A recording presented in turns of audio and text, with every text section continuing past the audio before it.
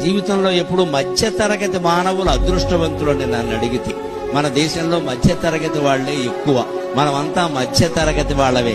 మరీ కోటీశ్వరులం కాదు, మరీ పేదవాళ్లము కాదు, మధ్య తరగతి వాళ్ళం. అంతే కదా. మనం అదృష్టవంతులం. ఎందుకో తెలుసా? మనం మరీ కిందకి లేవు, మరీ పైకి లేవు, మధ్యస్థంగా ఉన్నాం. మరీ కిందకు ఉన్న వాళ్ళకి ఇబ్బంది ఏమిటో తెలుసా?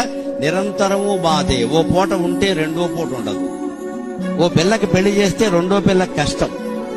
ఓ పిల్లాడిని చదివిస్తే రెండో పిల్లాడు చదవడానికి డబ్బులు లేవు. అలాగనే చదువు మానిపిస్తే వాడు వీడు గొడవ పడతారు. నాన్నకు నువ్వంటే ప్రేమ, నిన్ను చదివించాడు, రిక్షా తొక్కి మరీ చదివించాడు, నన్ను చదివించలేదంటాడు. ఎంతమందిని చదివిస్తారండి? రకరకాలు పేదవాళ్ల బాధ. పెద్దవాళ్ల బాధలు మరీ వేరుగా ఉంటాయండి. అక్కడ 100 కోట్ల రూపాయలు పోగుపడిపోతాయి. కొడుకులిద్దరికీ పడవు, కూతుళ్ళిద్దరికీ పడదు, భార్యాభర్తకి పడదు. పెళ్లి చేస్తే కొడుక్కి కోడలకి పడదు. అంతా పడకపోవడమే ఎక్కువ, అస్తమానం మేడ నుంచి కింద పడటమే ఎక్కువ.